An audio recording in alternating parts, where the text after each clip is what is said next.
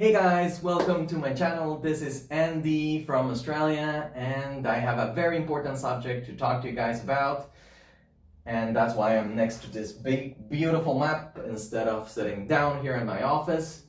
And let's get started. As you may already know, I came to Australia on a visa 190, which is a permanent residence, state sponsored, and I came here through New South Wales sponsored permanent residence.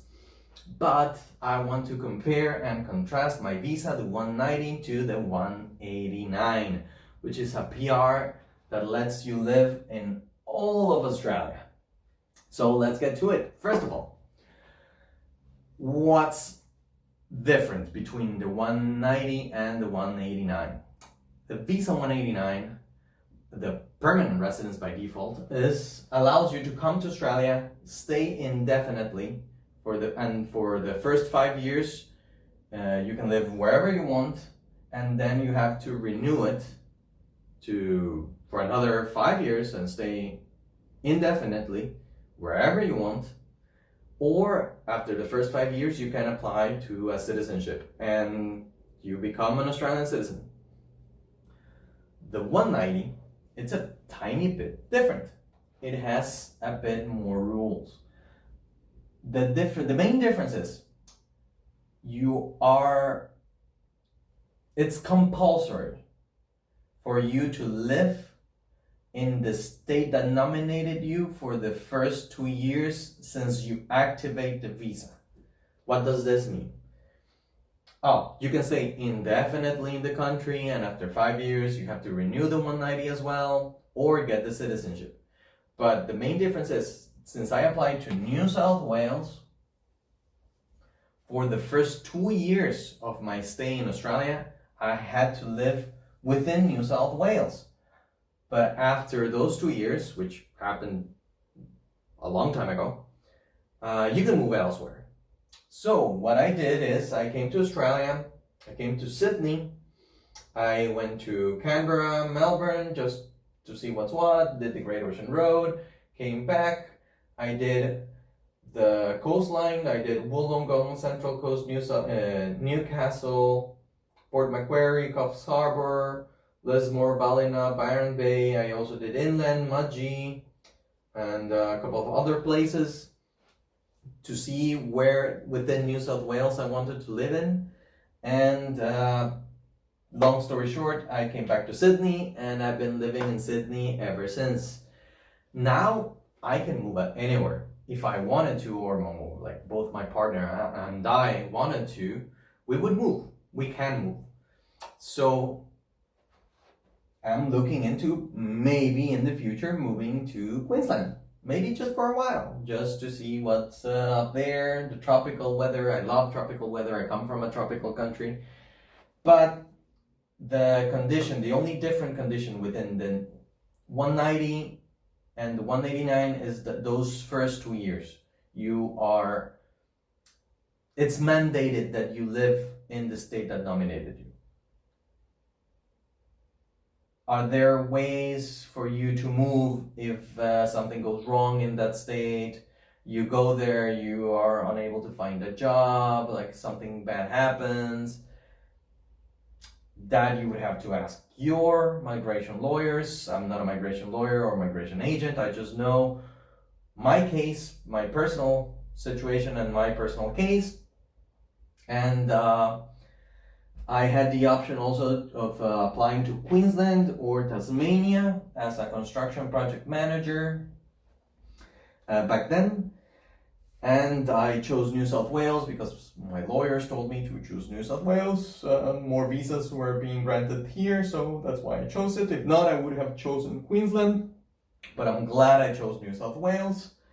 And both visas allow you to stay indefinitely and live and have all the same rights as any Aussie, aside from voting. And you can vote after you get your citizenship. So they're both very cool visas. I would encourage you to apply to a 190, but if you can apply to a 189, it even has that advantage of having the whole country from the very start.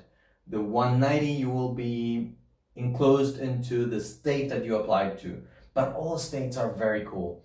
Like if I had applied to Victoria, which was not possible back then for my occupation, Victoria is very cool. Victoria is very cool and very similar to New South Wales. They're pretty similar. Melbourne is a very cool city, so it's also very nice. Brisbane is pretty cool. I've been there. Gold Coast, Sunshine Coast, that area is pretty cool. So I think I would not have regretted applying to any other state, and living the first 2 years of your permanent residence in this country in a particular state is not bad at all. So I think the 190 is a pretty good deal if you're trying to apply to a PR in this country. And if you can apply directly to the 189, kudos, do it, pretty good. If you have to apply to a student visa or any other sort of visa to a regional place as a step to get into a PR, do it. It's also worth it. I know a lot of people that have been sent here to Adelaide because a lot of PRs are being granted here. I've heard that Adelaide is one of the best cities, or the best city in the world to live in right now. So that's amazing. I know some people that live in Perth and they've been doing some regional stuff, some mining, engineering type of stuff. And I know another person who got the PR in Townsville, all the way up here in Queensland. I have a friend that has the same PR as me here in Sydney. And I've heard that a lot of people that had the option of going to Adelaide also had the option of going to Tasmania. So that's worth considering. I know that the nature in Tasmania is freaking unbelievable. So if you're into nature, this is amazing. If you're into wine, culture, and other sort of stuff, Adelaide is amazing.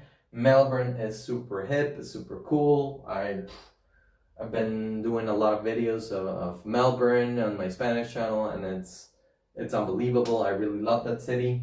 Sydney is amazing, the beaches, and all of New South Wales, the coastline has amazing beaches. The water may be cold, but the beaches are super nice. And up here, there's the coral reef and the barrier reef, and it's all pretty cool. I'm really, really looking forward to going up here around January 2022, and you will be watching this video like around, I don't know, March or something 2022, so I will probably have already been here by the moment when you watch this video.